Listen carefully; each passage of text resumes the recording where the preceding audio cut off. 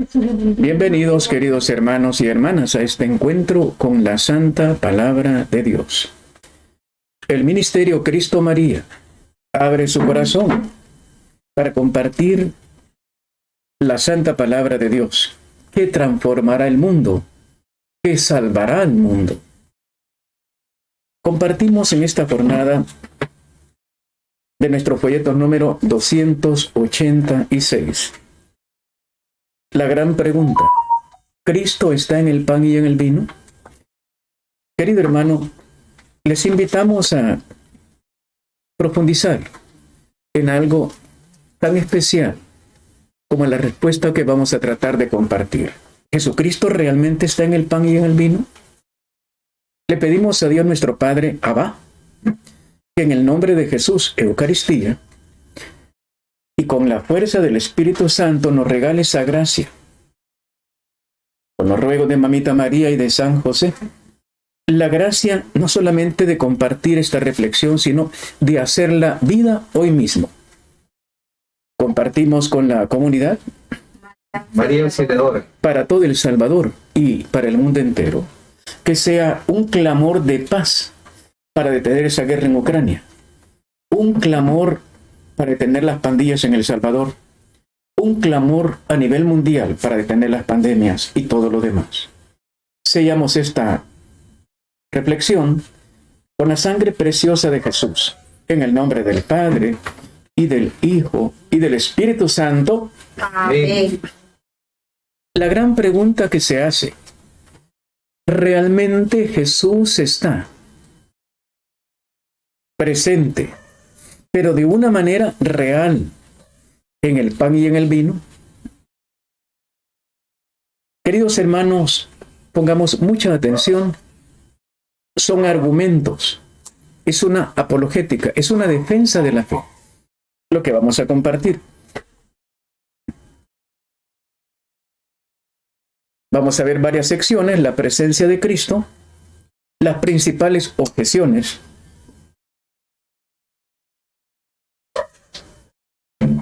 las principales razones para así creer, y una conclusión final.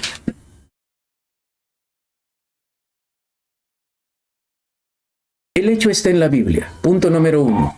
Eso aparece en los evangelios, aparece en las cartas de San Juan, por ejemplo, en la carta a los Corintios, y va a desarrollarse inclusive en el libro de los Hechos de los Apóstoles también. ¿Cómo se explica? ¿Cómo se ha llevado a cabo a lo largo de los 2000 años de cristianismo? Pues a través de la Santa Madre Iglesia Católica. Veamos cuáles son las principales objeciones. La gran primera objeción: es históricamente increíble que Jesús esté en los dones del pan y el vino, porque eso nunca ha existido. Es la primera objeción. Porque el cuerpo del que se habla no puede ser que esté en el pan y en el vino. Veamos cómo lo dice la primera de San Pedro, capítulo 2, versículo 24. 2, 24.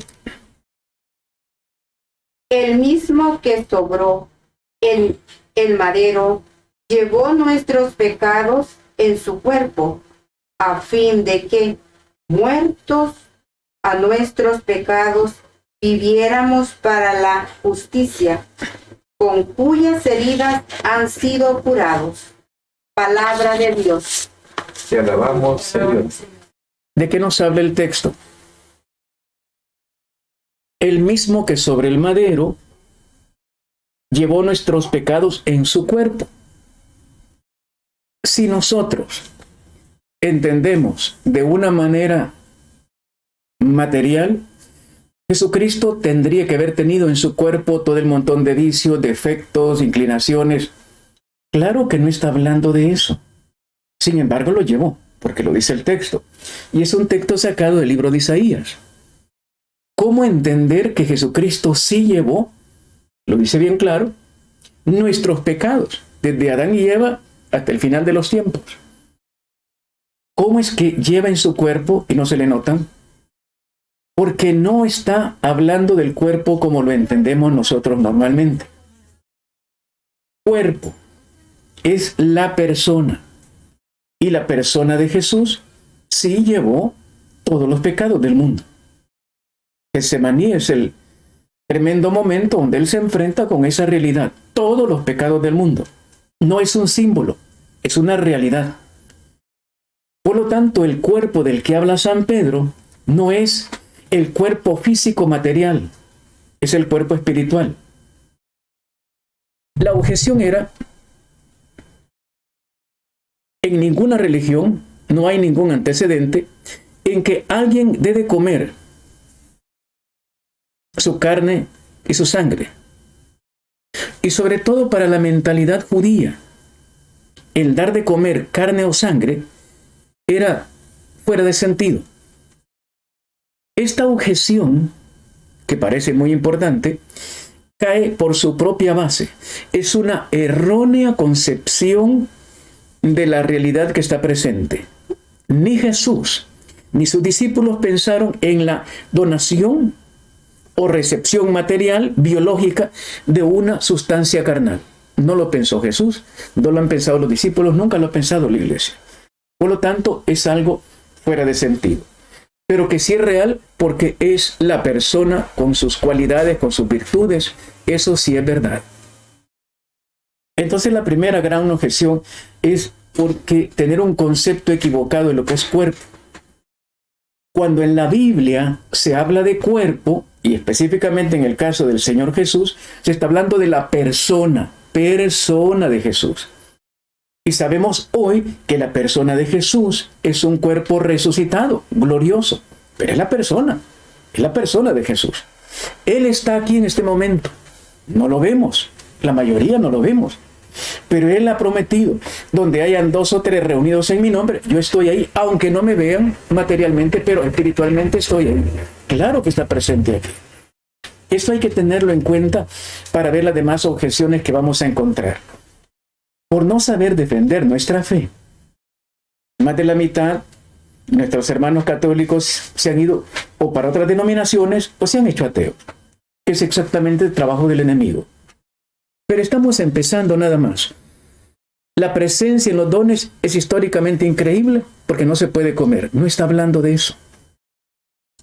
Eso sería un maximalismo.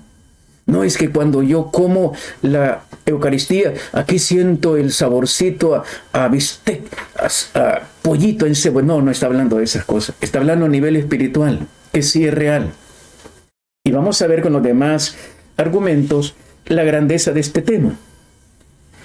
¿Cuál es un argumento bíblico? Juan 6:63. El espíritu es el que da la vida. La carne no sirve para nada. Las palabras que les he dicho son espíritu y son vida. Palabra de Dios. Gloria y honor a ti, Señor. Cuando el Señor Jesús hace esa aclaración, casi al final de este hermoso discurso del pan de vida, cuando hace esta aclaración, se ha dado cuenta de que no lograron entender los judíos. Pensaron en aquel momento de una manera literal. Y lo dice, ya lo vamos a ver, este quiere darnos a comer su cuerpo y su sangre, si nosotros no somos caníbales. Entonces Jesús les aclara, para un pueblo que debió haber entendido, para nosotros es más difícil, pero ellos tenían claramente el concepto del Espíritu Santo. El Espíritu es el que da vida, pero si lo encontramos en el libro del Génesis, la carne estaba ahí nada más acostadita en el suelo, según como lo describe el Génesis. Dios formó barro, parece un artesano, un orfebre, prepara el cuerpo, pero estaba sin vida, hasta que le sopló, le dio el Espíritu, entonces tuvo vida. La carne no sirve para nada, es el Espíritu el que da vida. Por lo tanto, si se fijan, está aclarándole Jesús, solamente en la parte carnal, eso no tiene sentido.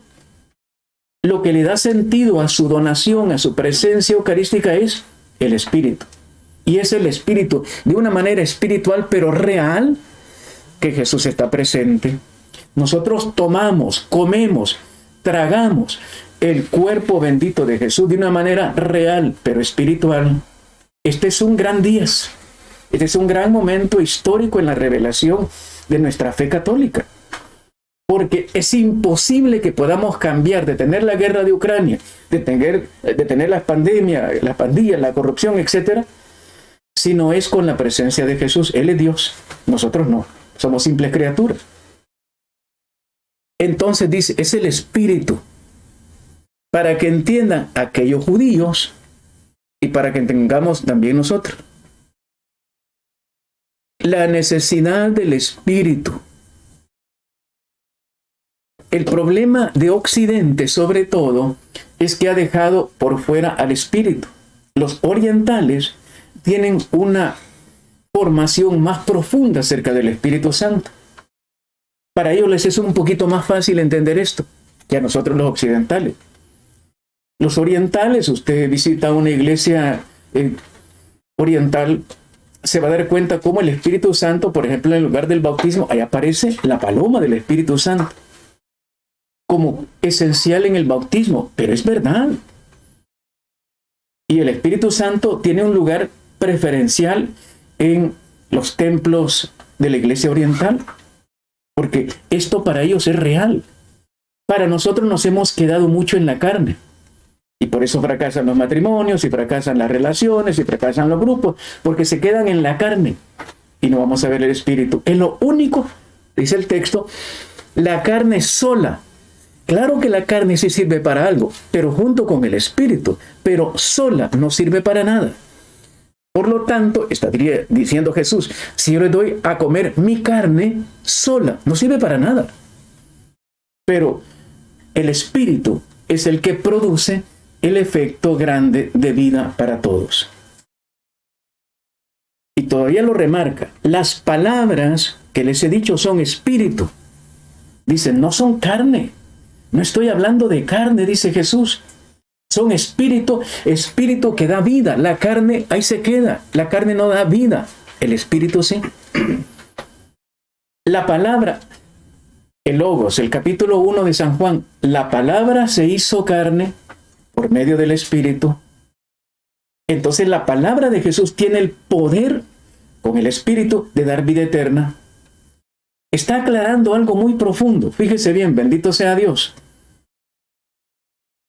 El Espíritu es el que da vida.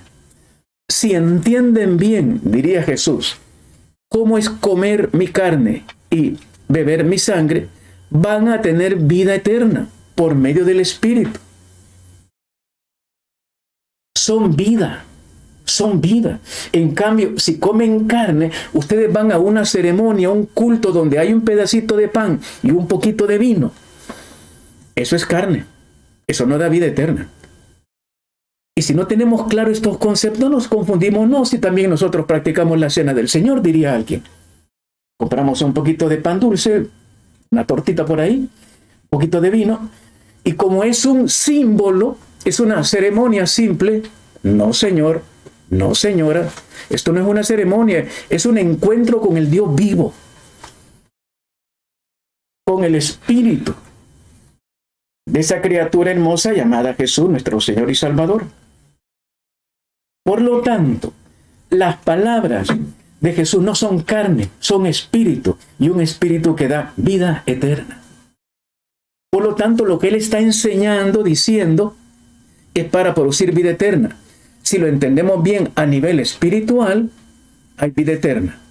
No hay muerte eterna, porque es carne. Fue un esfuerzo muy grande de parte del Señor Jesús. Pero como diría Santo Tomás de Aquino, para el que no quiere entender, no hay suficientes razones.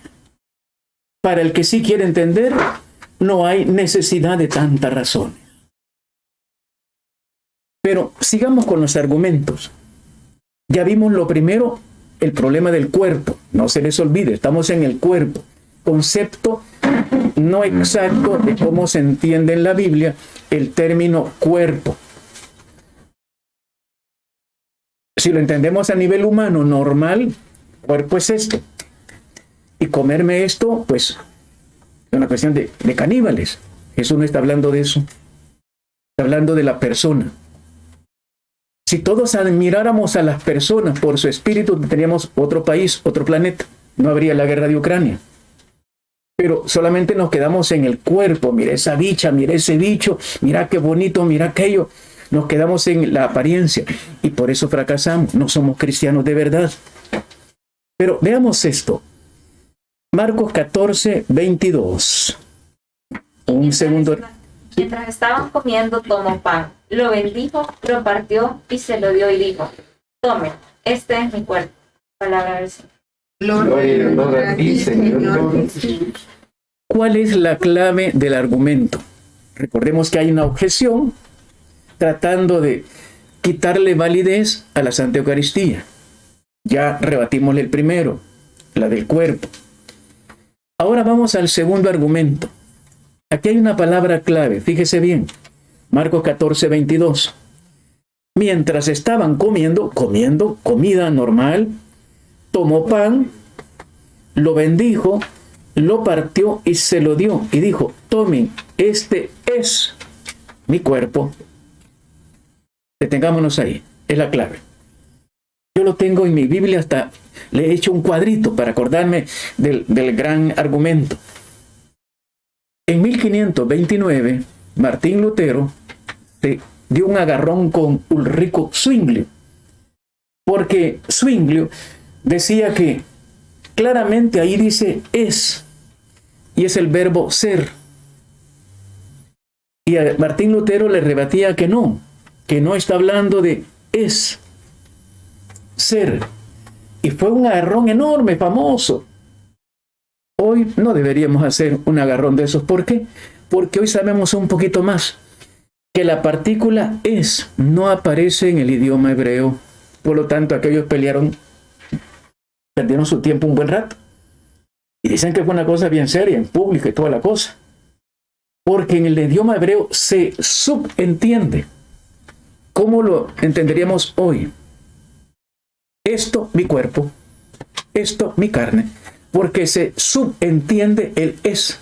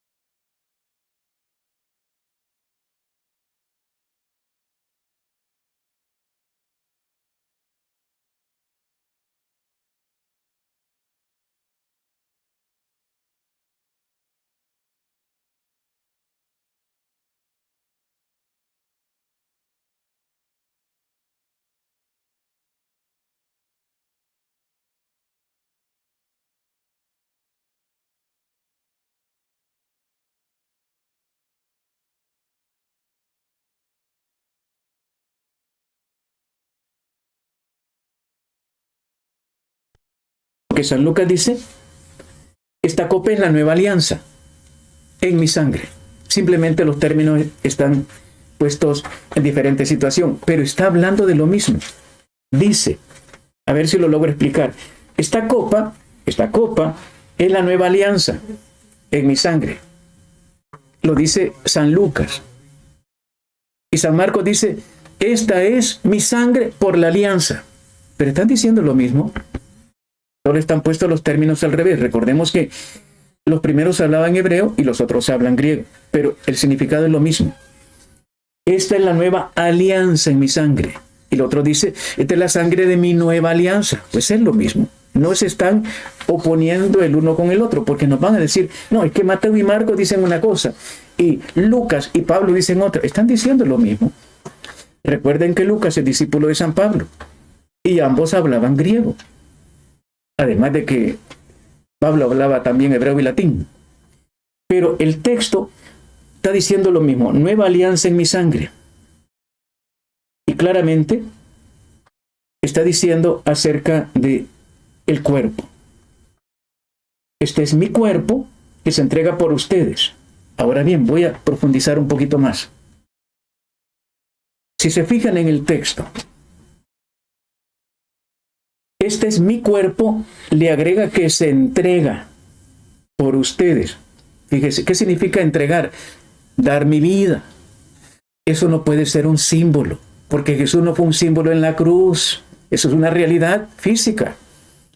Cuando viene una hermana, me escribe una hermana, me habló una hermana, creo que de San Francisco. Mire, me dice, pero es que nosotros aquí aprendemos de que era un símbolo. Yo le digo, hermana, disculpe. Eso no es un símbolo en la cruz, es una realidad. Y él aquí está anunciando que él va para la cruz. Y fíjese algo más. Que se entrega por ustedes. El cristiano se entrega por todos. Hoy estamos hablando del tema del perdón por el evangelio de este día. Y Jesús dice, perdonen a todos. Jesús, la primera gran palabra en la cruz, Padre, perdónalos a todos. Se entrega por todos, no importa, especialmente por los peores. Sí, se entregó por todos. Una persona eucarística los perdona a todos, se entrega por todos. Si no, no eres cristiano, no eres eucarístico, no has entendido la pasión de Jesús, aunque la hayas toda la noche. Dice, se entrega por ustedes. No, pero alguno me cae mal. No, eso no lo dice Jesús. Es que por la hermana Dolores no, porque... No lo dice. O por la hermana Susana, no lo dice. Aquí dice por todos y no hace ninguna acepción de persona. Pero algo más. Hagan esto en recuerdo mío. ¿Qué significa ese término en recuerdo mío? Ustedes reproduzcan, no con una memoria. Háganlo. Estén disponibles para ir a la cruz. Háganlo. No es una ceremonia de recuerdo. No, háganlo. Yo estoy dando mi vida y dándoles fuerza a través de esta ceremonia para que ustedes tengan la capacidad de repetir lo que yo estoy haciendo. Recordar. ¿Qué significa la palabra recordar? Volver a dar el corazón. No es algo imaginativo, sino es algo vivencial. Ustedes cristianos que toman la Eucaristía deben estar capacitados para ir a la cruz. Como yo lo estoy haciendo ahora por ustedes, ustedes lo van a hacer. Imagínense un matrimonio que funcionara de esa manera. Mi amor, yo quiero dar la vida por ti. Mi amor, yo estoy pensando lo mismo, casémonos. Tendríamos un matrimonio 10. Seguro que esos matrimonios llegarían ancianitos, garritos de la mano. Hoy, un ratito y si te vino, me acuerdo, ya te salió barriga, se te cayó el pelo, se te acabó el dinero, ya te hicieron arrugas, vámonos, buscamos otro modelo más reciente. Mire, que se entregue en recuerdo, háganlo en recuerdo mío, se entrega por ustedes. Eso no es un símbolo. Si alguien viene y me dice, no, la Eucaristía es un símbolo. Esto no es un símbolo, es una realidad. Y nosotros, peligroso que tengamos la Eucaristía tal como el Señor la dejó y que pensemos y que nuestra vida sea un símbolo. No, yo voy a misa por cumplimiento. Yo voy a misa porque si no es pecado. No vamos por eso. Vamos a recibir la fuerza para reproducir el acto que Jesús por amor hizo por mí. Yo quiero hacerlo por los demás porque es una orden de Él. Él es Dios. Háganlo. Dice el texto, hagan esto. Está dando una orden, está dando un mandato. Le preguntábamos a un sacerdote en un retiro, Padre, ¿qué pasa si una persona desoye un mandato de Jesús? Se va para abajo. Oiga, se va para abajo. Y aquí está dando un mandato. Hagan esto en recuerdo mío.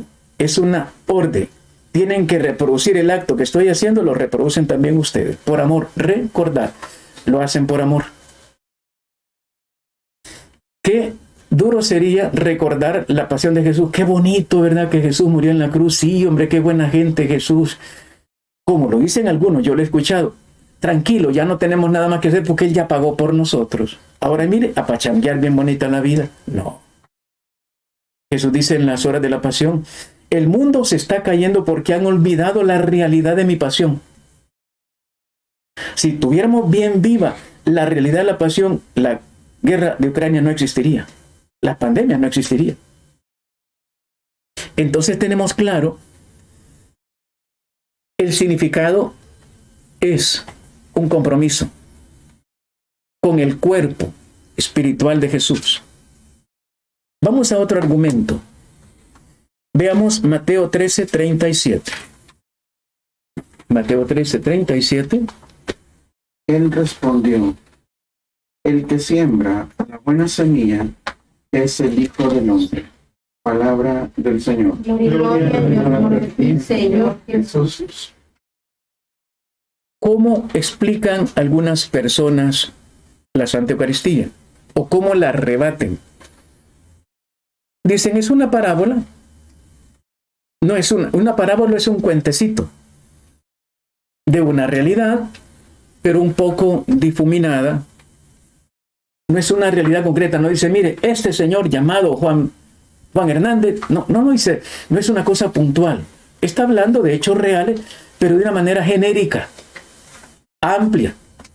Está dando una enseñanza profunda con cosas muy sencillas. Esa es una parábola. Hay una comparación. Entonces tenemos que saber defender esto. ¿La Eucaristía es una parábola? Si cumple los elementos de una parábola, es una parábola. Pero si no los cumple, no es una parábola. Veamos. Falta el término de comparación. Revise los 4 evangelios, revise a San Lucas, revise a Marcos, Mateo, Juan, Pablo. En ninguna parte dice cómo es la parábola. El reino de los cielos es semejante, ahí está el término de comparación, es semejante a, se parece a, es como, ese término de comparación no aparece al hablar de la Santa Eucaristía. Se cae el argumento que es una parábola. No le vuelvan a creer si alguien les dice, no es una parábola. A ver, ¿dónde están los términos parabólicos? No hay término de comparación. Jesús dice, esto es mi cuerpo. No hizo, esto es semejante a. No dice eso. Esto se parece a. No. Es una afirmación tajante. Por lo tanto, falta el término de comparación. Rebatimos el primer argumento que ellos esgrimen en favor de que es una parábola. Veamos otro. Falta la polaridad. Nominativo o dativo. Hay un nombre, una razón.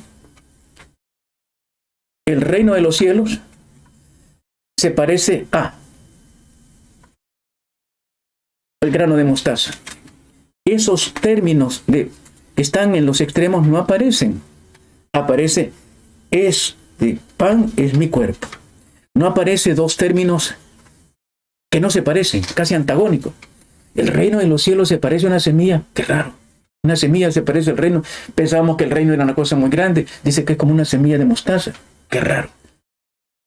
El término, la polaridad, cosa extrema, no existe aquí. Es una cosa bien cercana. Este pan es mi cuerpo. Una cosa muy cercana. En la iglesia primitiva nunca se entendió como parábola. Tercer argumento. Si agarramos la Didache, esto es la Didache, este librito lo tenemos aquí. ¿Cuándo fue escrito la Didache? Que significa enseñanza, el primer catecismo de la historia. Lo leo aquí rapidísimo. Dice, ¿cuándo se escribió? Se calcula que fue escrito en el año 40 o 60 de nuestra historia. Porque no se menciona el derrumbamiento del templo de Jerusalén. Y tiene todos los elementos muy antiguos, muy primitivos. habla de cómo se celebraba ya la Santa Eucaristía. Entonces, en la Didache, San Pablo, San Ignacio de Antioquía, San Justino Mártir, que son los primeros mártires, los primeros padres de la Iglesia, estamos hablando del año 155, año 200, nunca aparece que se haya entendido como parábola. Es una realidad. Veamos un texto, un argumento, para no hablar en el aire. En el número 9.3 o 9.4 de la Didache, así como en este fragmento de pan partido estaba disperso sobre los montes y reunido se ha hecho uno, de la misma manera reúne a sí mismo a tu iglesia de los confines de la tierra en tu reino, porque tuya es la gloria y el poder por Jesucristo por los siglos. Está hablando de una realidad. El pancito que tenemos aquí dice, esto se pudo producir por un montón de granos que se reunieron. Esto no es un símbolo, es una realidad, fueron granos. Pues de la misma manera, esto, con la palabra de Dios, con el poder del Espíritu, se produce la iglesia. Diferentes hermanos de diferentes lugares se reúnen y forman un solo cuerpo. Así como el trigo de diferentes lugarcitos forma un pan, de la misma manera, hermanos que comen este pan llegan a ser un mismo cuerpo. Esto está antes de cualquier protagonismo de los hermanos separados. Ni pensaban en nacer cuando ya esto se escribió. Está hablando de una realidad. En el número 10, número 3, dice, diste comida y bebida a los hombres para su provecho. Está hablando de la Eucaristía. A fin de que te den gracias. La Eucaristía significa acción de gracias. ¿Qué tenemos que ir a hacer a la Santa Misa? A darle gracias. Hoy se puso, porque el Señor lo pidió, después de enviarnos las cartitas y todo lo demás hermoso que nos ha enviado, dice, ¿no creen que me merezco una acción de gracias? Qué hermoso Jesús, qué tierno. ¿No creen que me la merezco? Entonces hoy le hemos puesto, vamos a hacer una misa de acción de gracias, todo lo que podamos, porque Él lo ha pedido y porque Él se lo merece. En Eucaristía. Diste comida y bebida a los hombres para su provecho. Es para nuestro provecho, no es para Él. Él es Dios. A fin de que te den gracias. Al darle gracias, nosotros somos llenados de bendiciones. Lo dice el Señor. Dame gracias por todo lo que recibes, aunque sea lo más pequeño. Yo te daré más bendiciones. Y a nosotros nos hiciste el don. Nos hiciste el don. Aparece la palabra don. Los dones son el pan y el vino. Nos hiciste el don, regalo, el don significa regalo, de comida y bebida, oiga, espiritual. Aquí está la palabra, ¿no? Aquí está, dice espiritual, no dice material. Y de vida por los siglos. Clarísimo, lo entendió muy bien, no sabemos quién es el autor.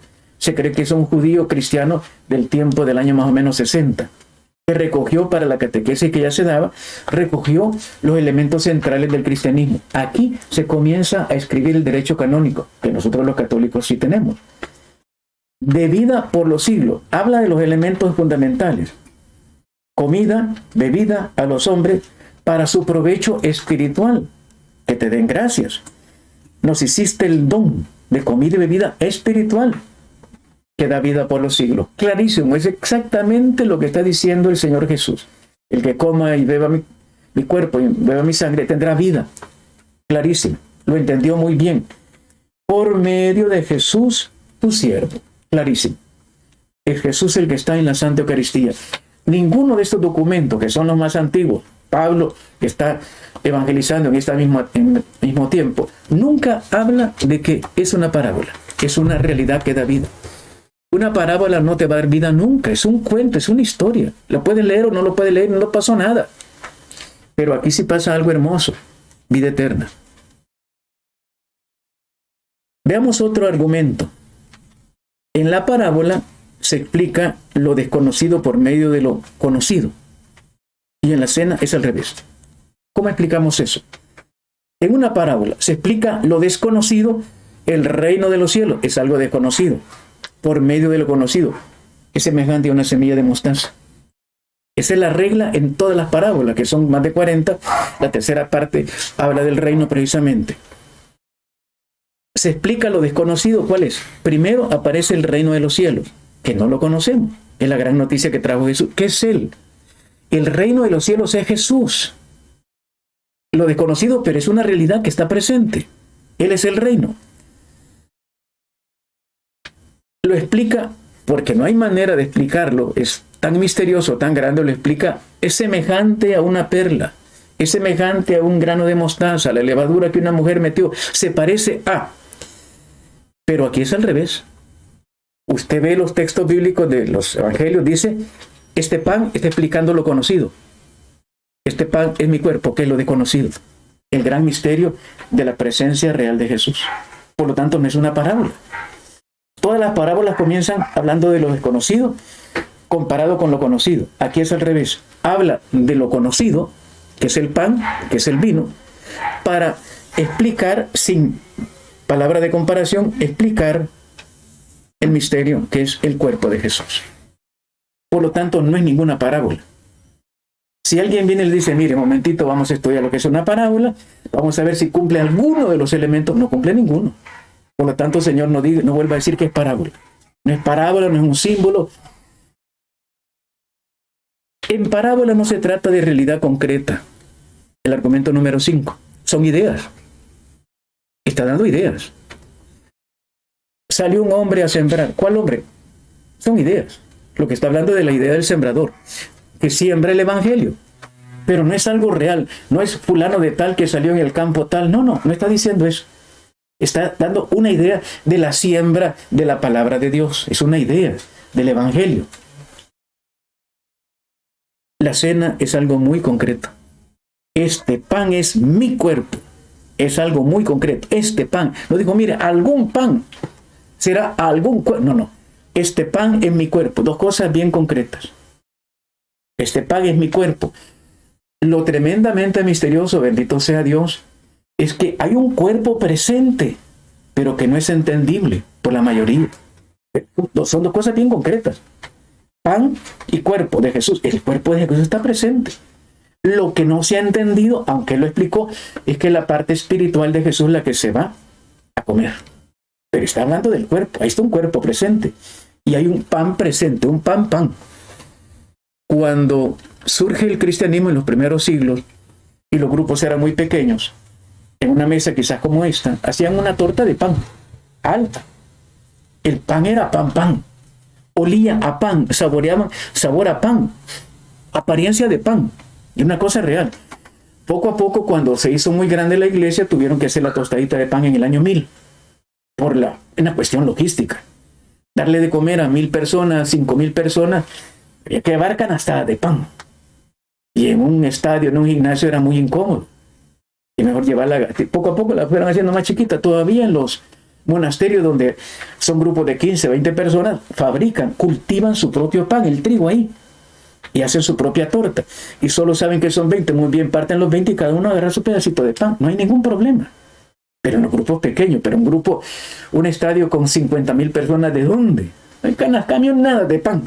Y perdiéndose el montón de migajas por todos lados. Es cuestión de entender, no es lo material, es lo espiritual. Veíamos la semana anterior un argumento. ¿Por qué los católicos no toman las dos especies? Pan y vino, sino solamente a veces solo pan o solo vino. Porque no es lo material lo importante, muchachito. Lo importante es que Él está presente aquí y allá, y en cualquier pedacito está presente completo. Es lo espiritual. Y lo espiritual puede estar en la cabeza de un alfiler. Porque es espiritual, no hay ningún problema. O sea, no entender este concepto es lo que nos lleva a tener ideas bastante equivocadas. Algo que no está allí en su paginita, estoy leyendo en la página central. La parábola. Esto me encantó cuando la encontré. Cada vez uno le encuentra cosas nuevas al estudio. La parábola, ¿para qué sirve? Es para ser escuchada, para ser entendida y practicada. A veces practicada. Si la persona entendió bien, escuchó bien, sí, yo voy a vender todo para quedarme con la perla preciosa. Esa es la parábola. Pero aquí no es una parábola porque no es para ser solo practicada, es para ser realizada litúrgicamente. Porque usted dejó todo, vendió sus bienes, se quedó entró a un monasterio, un ministerio Cristo María o como se llame. Ya lo hizo, ya estuvo, ya lo hizo. Pero aquí hay algo que se realiza litúrgicamente. Se repite una y otra vez. No es una parábola. No solamente es para ser escuchada, meditada, practicada. Es para ser revivida. La palabra exacta se llama actualizada. Ahí está cuando el padre San Pío de Pietrelcina le preguntaban: padre, ¿por qué llora tanto? Hijo, si vieran lo que pasa en cada momento, tú bañarías de lágrimas el altar. Si vieran lo que está pasando. Como no tenemos esa espiritualidad, solo vemos al sacerdote, vemos la mesa y pensamos que es una cosa común y corriente. No, es Jesús que está ahí de una manera espiritual. Está vivo una vez más. Le podían ver al Padre Pío la corona de espinas, 300 espinas, una cosa espantosa. Espantosa digo porque él comenta: una sola espina puede desmayar a cualquiera del dolor. Una espina, y la corona tenía 300, era un chorro de espina, era un casco de espina. Las personas espirituales alcanzan esos niveles. Primero Dios, nosotros algún día también. Es una realidad. Y eso sucede especialmente en la misa. Cuando hay una realidad, el sacerdote se convierte en Cristo. Cristo se convierte en sacerdote. Él es la mesa, Él es el que invita, Él es el pan, Él es el vino que se da y que se entrega y que nos transforma. Es una realidad. Qué pena que no lo tengamos claro, que se haya convertido nada más en una simple ceremonia. De ahí tendríamos que salir convertidos en Cristo. San Pablo lo entiende muy bien, Romanos 8:29. Fuimos creados para reproducir, ¿no es un símbolo? Para reproducir la imagen de Jesús, porque fuimos creados a imagen de Dios. Libro del Génesis, clarísimo. Entonces, ¿por qué no hemos avanzado? ¿Por qué nos hemos quedado haciendo lo del mundo consumista, materialista? ¿Por qué no hemos entendido a Dios? Y no nos creó para esto, nos creó para aquello. Y la gran clave es entender bien la Santa Eucaristía. ¿Cuántas personas podrían pensar: ¿y para qué estudian tanto la Eucaristía? Porque no la hemos entendido y porque es la base central de toda nuestra fe. Lo dice el Catecismo de la Iglesia. Si entendemos bien esto, entendemos toda la razón. O como decía el padre Aldazábal, un liturgista de Barcelona: nunca le daremos suficiente gracias a Jesús de haberse quedado ahí, si eso es el regalo más grande de amor que tenemos. Porque lo vemos en la cruz. Pero no lo tenemos. Aquí sí lo tenemos completo. Está dentro de nosotros. Penetra en nosotros. Nos convierte en crucificados. Si fuera solamente otro argumento, que tampoco está ahí en la paginita, es una interpretación de lo que pasó hace años. ¿Ah? ¿Es una interpretación? Si fuera solo la interpretación de su muerte, ¿para qué la vamos a repetir si ya la interpretamos? Ya la entendimos. Mire lo que pasó, ya me lo contó, ahí está en los libros. ¿Para qué de vez en cuando lo puedo leer? Es un hecho histórico pasado. Es una simple interpretación de algo que ya pasó. ¿Para qué lo voy a celebrar si eso ya lo entendí? Cuando tenga tiempo lo voy a leer de nuevo para que se me quede. Es algo que interpreté, algo que entendí. No. Si fuera solamente una interpretación, me sirve para anunciarla, para ser un evangelizador. Miren, Jesucristo murió en la cruz. Jesucristo estuvo en la última cena. Yo entiendo que ahí estuvo. Nada más lo anunció. No es para interpretarlo, es para actualizarlo. Es porque él se quedó ahí no por ganas de hacer esa ceremonia, es porque yo lo necesito. Yo necesito tomar a Jesús, ser Jesús. Para eso fui creado. Y la mejor manera es a través de que Él penetre en mí. Y penetra la persona con todas sus cualidades. Es la persona espiritual de Jesús el que quiere penetrar. ¿Cuántas veces a los santos como Santa Faustina le dice: hija, yo no quiero entrar en ese cuerpo, no está preparado para recibirme, mejor quiero entrar en el tuyo, hija, déjame entrar en el tuyo, no quiero, ese cuerpo no. Y en el convento. ¿Ese es un símbolo? No, es una tristeza. Jesús lo dice de una manera más dramática. ¿Cuántas veces voy a muchos cuerpos como que entrar a un calabozo? ¿Eso es símbolo? Es una realidad, como un calabozo. Esa gente está mal preparada. Él quiere penetrar en todos, pero no todos están bien preparados. ¿Eso es un símbolo? ¿Eso es una interpretación? ¿Una parábola? Veamos otro argumento. 1 Corintios 10:16. 1 Corintios 10:16. La copa de bendición que bendecimos, ¿no es acaso comunión con la sangre de Cristo? Y el pan que partimos, ¿no es comunión con el cuerpo de Cristo? Señor. ¿Cómo entendemos? Porque el argumento aquí es una imagen. ya no es un símbolo, ahora no es una interpretación, es una imagen, no es una parábola. Allá, otro argumento. Muy bien. Es una imagen. Primera de Corintios 10:16. Vayamos despacio. La copa de bendición, primero, no es un símbolo, es una bendición real. Algo que se produce en efecto. Como una maldición produce en efecto. Una persona que maldice a otra, ahí van los demonios y toda una serie de tristezas. Y la bendición igual produce una serie de bendiciones. No es un símbolo, no es una imagen. Dice, la copa de bendición que bendecimos, ¿por qué se produce esa copa llena de bendición? Porque la bendecimos, Jesús bendijo y el celebrante bendice también. Padre, bendice. Envía tu Santo Espíritu. El celebrante solamente es un intercesor. Él tiene poder de interceder, no tiene poder de transformar nada. Eso lo hace el Espíritu Santo. Pero lo hace. Le ha concedido la gracia de que él pueda interceder, pero él no lo va a reproducir, no va a hacer el acto. El Espíritu Santo. Dice, la copa de bendición que bendecimos no es acaso, y esta es la palabra clave como lo entiende San Pablo, koinonía. ¿Qué significa la palabra koinonía? Muy usada en el griego. Recuerden que fue escrita en griego. No es koinonía. Si fuera una simple imagen, nadie se comunica, nadie vive en comunión de una manera imaginaria. No es comunión. Si un matrimonio se une en verdad, se casan, son esposos, están en la cama, hacen lo que hacen, viven con... No, es una imaginación. Sería un sueño, una ilusión. Es una realidad. Si un matrimonio, un novio vive aquí, el otro vive en Estados Unidos, en el Canadá, etcétera, en Ucrania, en Rusia, y nunca se ven, esa es una imaginación. Dice, es una imaginación.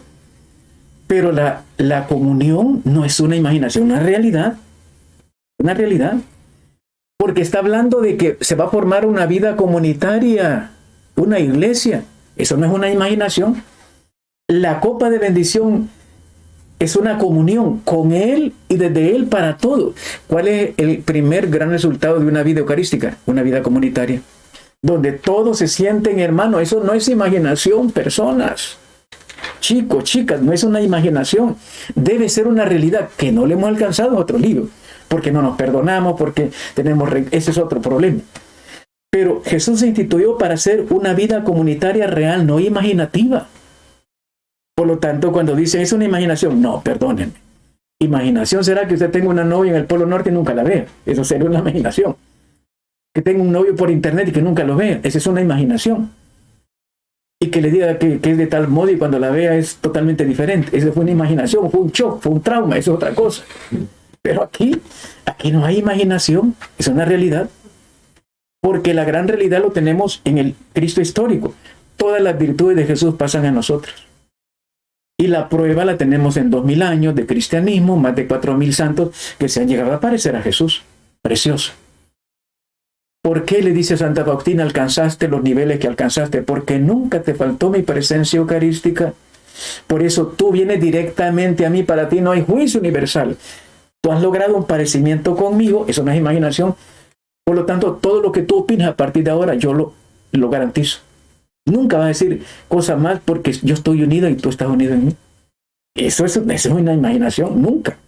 Imagínense los matrimonios llegando a ese nivel, ¿verdad? Imagínense los cristianos llegando a ese nivel de intimidad. Cuando los matrimonios ya llegan ahí por los 25, 30, 40 años, vienen por aquí. Y fíjese que pasa una cosa curiosa. Les digo, miren, ustedes andan vestidos del mismo color la blusa. Ve, este me anda copiando, ni cuenta me había dado. Y después de 40 años ya, mire, se hacen una sola, hasta se visten del mismo color. Al principio no quieren ni verse, pues, al primer año solo y después ya quieren salir en carrera. Pero después de 40 años de aguante, mire, ya se van hasta el caminadito, las opiniones, uno los observa, opinan igual, caminan igual. ¿Vos qué opinas? No, yo también estoy de acuerdo. Ya opinan, después de 40 años, pues, opinan igual, se visten. Hay una comunión real y la gente se sorprende. Cuando hay una vida comunitaria, las personas se visten casi la misma. A veces pasa con los hijos. Me he fijado yo una mamá con una hija, mire, ustedes andan como que fueran uniformes. Ni me había fijado. Esta, no, usted mamá es la que me copia a mí. Ni cuenta se dan que ya hay una identidad, hay una comunión. Si tuviéramos a Jesús, habría una comunión espiritual mucho más profunda. mucho más hermosa. Qué bueno que los novios, los matrimonios tuvieran esa comunión espiritual. Sería un matrimonio 10. No es por la cara, muchachita, no es por el cuerpo, muchachito, no es por el dinero, es por la presencia de Jesús. Y Jesús está ahí. Tiene 4 presencias, dice el Concilio Vaticano II. Está en el pueblo. Aquí está Jesús. Donde haya 2 o 3 reunidos, yo estoy ahí. Y Él cumple.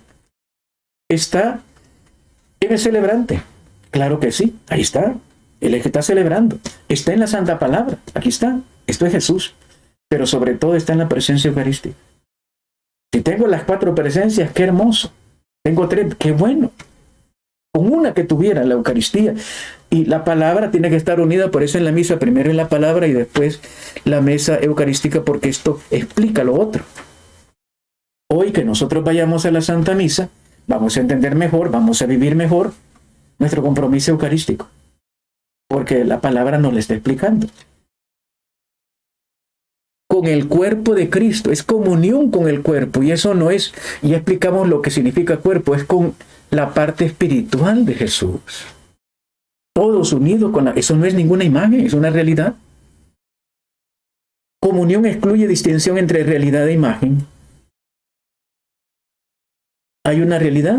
Sí, pero no solamente es una imagen, no, hay una realidad. Es una tipología, ese es otro argumento, un poquito más raro. Tipología, Gálatas 4:24. Si lo tiene alguien por ahí, algún cipote listo que ande por aquí. Hay en ello una alegoría. Estas mujeres representan 2 alianzas. La primera, la del monte Sinaí, madre de los esclavos. Palabra de Dios. Te alabamos, Señor. ¿Cómo podemos defender contra este argumento? Es una tipología. Lo que está aquí es una tipología. Explico. Es tipología cuando se ponen en referencia mutua relaciones objetivas. Explico. En ello hay una alegoría o tipología. Estas mujeres representan 2 alianzas y son 2 mujeres concretas, Agar y Sara. Son 2 relaciones que se ponen mutuamente relacionadas, pero son 2 cosas reales. Aquí no hay cosa real. En el sentido de que este pan y este cuerpo no es cuerpo físico, por lo tanto no hay tipología. Porque no es un cuerpo físico, es un cuerpo pero espiritual. Se cae el argumento de que fuera una tipología. Agar y Sara eran personas normales las 2. En el mismo nivel, etcétera. Aquí una era esclava, la otra la patrona, pero eran personas normales. Aquí hay un cuerpo espiritual. Y aquí hay un pan material. Por lo tanto, son 2 realidades diferentes. No hay tipología. El pan no es tipo de Jesús, porque Jesús es una realidad espiritual y aquí hay una realidad material, no es tipología. Si le sacan este argumento, ya saben, no, aquellas 2 muchachitas que se pelearon porque era una la patrona y la otra la esclava, ese es problema de 2 señoras que no se entendieron bien, ¿verdad? Pero eran 2 personas reales, concretas. Una acción profética. Veamos Ezequiel 5:5. Ezequiel 5:5. Así dice el Señor Yahvé. Esta es Jerusalén, yo la había colocado en medio de las naciones y rodeado de países. Palabra de Dios. Te alabamos, Señor. ¿Qué opinamos? La acción que hace Jesucristo en los evangelios es una profecía, porque sacan el argumento. Ezequiel se corta la barba, se corta el cabello, lo pone ahí en una mesa, lo quemó y dice, esto es Jerusalén. Va a ser incendiado. ¿Qué está diciendo? Para ellos la barba era un signo de dignidad. El cabello. Después de los nazarenos no se cortaban el cabello, era símbolo de pertenencia a. Cortarse el cabello, quitarse la barba era ya una cosa muy horrible. A Jesús cuando le arrancan los pelos de la barba fue un insulto grave. Y no solamente se lo arrancan, los quemó. Esto, así va a terminar Jerusalén, quemado. Símbolo tremendo, símbolo profético. Ahora, eso se parece, esto es Jerusalén, esto es mi cuerpo. La pregunta ¿es Jesús un profeta? ¿O hay algo más que una profecía? Esto es Jerusalén equivale a sí, pero la diferencia es más que una profecía, porque incluye los dones y no solo la celebración. Aquí lo que está haciendo Ezequiel es una celebración, una ceremonia. Se quitó la barba, se quitó el pelo, hizo una celebración, puso fuego. Ahí está haciendo una celebración, una liturgia. Pero aquí, en la Santa Misa, no es solo una celebración, porque incluye los dones transformados. No solo es la celebración, incluye los dones donde Jesús se entrega y se da. En lo que pasó con Ezequiel, él quemó y ahí quedó eso como cenizas. Nada más era la idea de lo que iba a pasar con Jerusalén. Era una idea, era una enseñanza. Aquí no es una enseñanza, es una realidad de la persona que se entrega. Su presencia, sus cualidades se entregan a los demás. Por lo tanto, sí, es una profecía, pero algo mucho más grande que una simple profecía. Porque incluyen los dones, incluye la persona misma de Jesús que se entrega. Si alguien le sabe, no, es que se parece, los profetas del Antiguo Testamento hacían cosas parecidas. Sí, pero este lo supera totalmente aquello, porque Él se entrega. Es mi cuerpo, es mi carne. El que come y el que beba tendrá vida eterna. Y ningún profeta llegó a ese nivel. Ningún profeta. Ni Ezequiel, ni Jeremías, ni Daniel alcanzaron ese nivel. Por lo tanto, sí es profética, sí, pero supera. Ahora bien, veamos otro argumento. 1 Corintios 11:27. 1 Corintios 11:27. Por tanto, quien coma el pan o beba el cáliz del Señor indignamente, será reo del cuerpo y de la sangre del Señor. Palabra de Dios. Palabra de Dios. ¿De qué nos habla ese texto?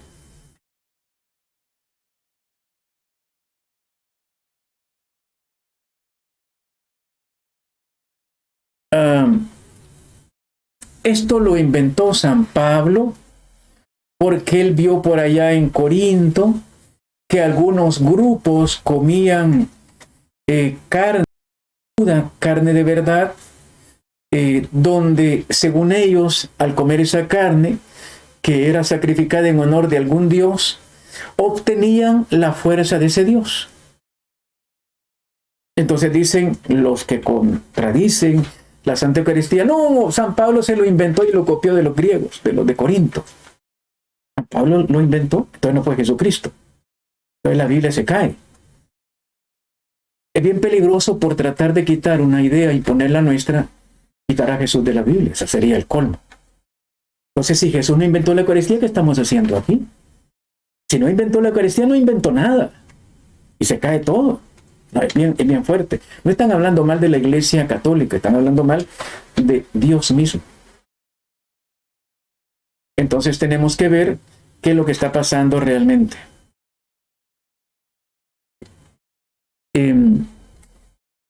¿Cómo lo explicamos?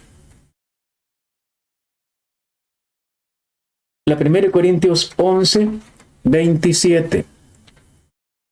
¿De qué nos habla? ¿De qué nos habla eso? 11:27.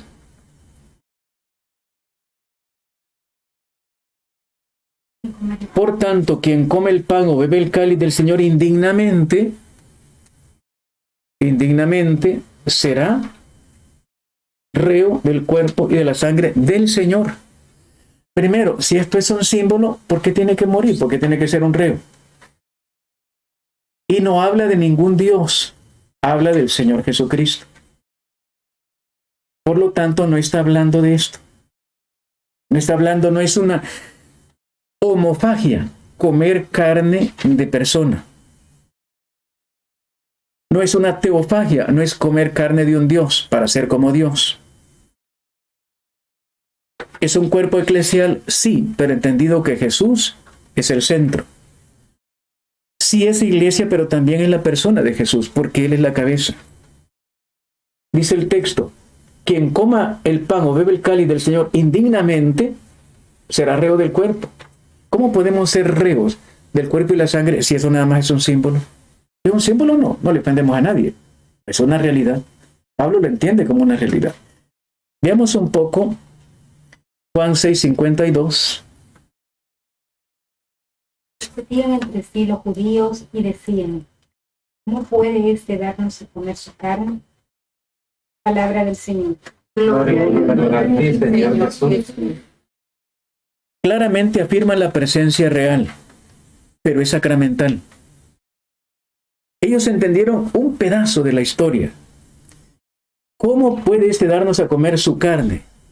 Sí, es carne, pero es carne espiritual. Ellos no entendieron que no había que comer. Entendieron que sí había que comer. Lo que no entendieron es que había que comer espiritual.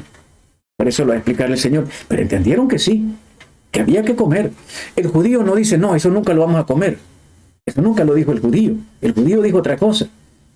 Tenemos que comer carne real. Entendieron que había que comer. No llegaban simplemente a ver. No llegaban a un símbolo. No, llegaban a comer. Ellos por eso se oponen. ¿El qué? ¿Vamos a tener que comer carne? Ellos entendieron comer de verdad. Lo que no entendieron era comida espiritual. 1 Corintios 17, veamos, volvamos a San Pablo. Corintios 17. No se hagan idólatras al igual que ellos. Algunos de ellos, como dice la Escritura, se sentó al pueblo a comer y a beber y se levantó a divertirse. Palabra del Señor. Gloria a Dios. Te lo damos, Señor. En la Eucaristía no nos levantamos a divertirnos, a hacer gelengue. Eso no sucede. Eso era en los misterios paganos. La gente se emborrachaba, la gente bailaba, la gente hacía deschongue. Aquí no. Dice, eso era el pueblo a comer y a beber y se levantó a divertirse, a hacer todo tipo de pecado. Aquí es al revés. Si lo copió de los griegos, que no es cierto, no pudo haber copiado de esa manera. Tuvo que haberlo copiado igual. No, es lo que está diciendo el texto y lo entendemos bien. Él está criticando, regañando, corrigiendo a los corintios de que no lo están haciendo correctamente. Pablo no inventó el sacramento por influjo de los cultos mistéricos en Corinto. La encontró él. Él dice, lo que a mí me fue enseñado, no por los de Corinto, sino por Jesucristo. La corrigió en Corinto. Y es más, tiene que haber caridad, justicia y fraternidad. Y eso lo corrigió. Lo que estaba mal allá y que sigue estando mal aquí, no hay caridad, no hay justicia y no hay fraternidad. Ese problema continúa. Veamos 1 Corintios 10:17, un poquito, 10:17. ¿Alguien lo tiene por ahí? Porque uno solo es el pan, aun siendo muchos. Un solo cuerpo somos, pues todos participamos del mismo pan. Palabra de Dios. Uno solo es el pan. Está hablando del pan Cristo. Aun siendo muchos, un solo cuerpo somos. Todos participamos del mismo pan. Por lo tanto, somos un solo cuerpo. Pero no es un cuerpo imaginativo, es un cuerpo real. Él espera que nosotros seamos esa iglesia que no somos todavía. No hay oposición radical entre Mateo y Marco, y Lucas y Pablo. Están hablando de lo mismo. Al final hablan de lo mismo. Tenemos que alcanzar un solo cuerpo, la alianza. Y terminamos Marcos 14:25. Yo les aseguro que ya no beberé del producto de la vid hasta el día en que lo beba nuevo en el reino de Dios. Palabra del Señor. Gloria y honor a ti, Señor. Fijémonos en ese último detalle. Ya no beberé del producto de la vid hasta el día en que lo beba nuevo en el reino. El reino es una realidad. Es un gran misterio, pero comienza aquí. ¿Por qué es una realidad? Porque es Él. Entonces, en la Eucaristía nos habla de una realidad que ya empezó y que nos prepara para terminarla al otro lado. La Eucaristía nos habla de una realidad. ¿Cuál es? Él, Jesús, el reino. Y dice Él, ya, esta realidad humana termina aquí. Ahora me preparo para esperarlos allá, donde será totalmente el reino de los cielos, con un vino totalmente superior a este, que no emborracha. Este vino es aquí, cultural. El momento, pueblo hebreo, bebían vino igual que los mexicanos comen chile. Pero allá es una cosa totalmente superior. Ya no más de este vino de la tierra, los espero en una realidad eterna, reino de los cielos con un vino totalmente superior. Pero esto es totalmente necesario para irnos allá. No es un símbolo, no es una simple enseñanza, es una preparación. Si todos lográramos entender esto, es una preparación. Me estoy preparando para. Si no logro esta preparación, no me reciben al otro lado. No me reciben. ¿Qué va a pasar con los hermanos que no aceptan esto? No lo sé. Pero lo que sí sé es que yo tengo que creerlo, porque está aquí.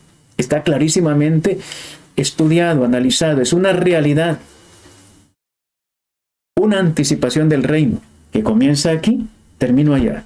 Cuando los matrimonios en El Salvador, el 87% viven nada más rejuntados, fornicando, en pecado, ¿qué va a hacer con ellos? No lo sé.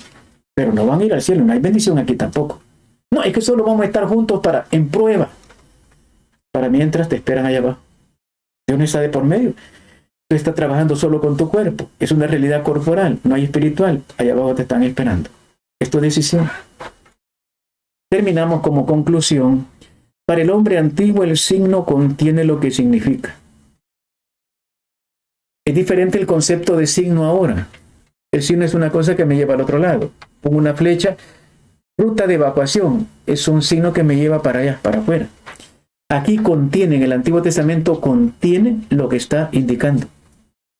Este pan es mi cuerpo. Es un signo que contiene. Ese pan contiene, es el cuerpo. La presencia es real, pero no carnal. Clarísimo. Sustancia y no alegórica. No es biológica. Pero sí espiritual y escatológica. ¿Qué significa escatológica? Me prepara para la vida eterna. Eso es la escatología. ¿Qué es la escatología? Me prepara para la vida eterna. No excluye de la dimensión de iglesia, al contrario, forma la iglesia. Una Eucaristía que no me lleva a amar a mi hermano, pues no es la Eucaristía de Cristo. Será cualquier cosa, será un rito pagano. Si yo voy a misa y no me soporto a la persona que está a la par o a la que dejé en la casa, pues no estoy haciendo nada. Cristo se hace presente como cabeza y nosotros como su cuerpo. Padre eterno, te damos las gracias al finalizar este encuentro contigo. De verdad, Señor, estamos encantados. Es algo muy hermoso, Señor, tratar de explicar este gran misterio del reino, este gran misterio de la Santa Eucaristía, los grandes misterios que tú nos has regalado y que ahora por misericordia estamos compartiendo. Te pedimos que toda esta formación por misericordia se quede grabada no en la mente, sino en el corazón. Que transforme nuestras vidas, que a través de esta reflexión y esta vivencia podamos detener la guerra en Ucrania, la pandemia, las pandillas, el robo, el asesinato, el aborto, la fornicación, el adulterio y todo el montón de pecados. Te lo suplicamos en el nombre del Padre y del Hijo y del Espíritu Santo. Amén. Y aquellos que vamos a intentar vivir bien la Santa Eucaristía, nos comprometemos con un aplauso a Jesucristo el Señor.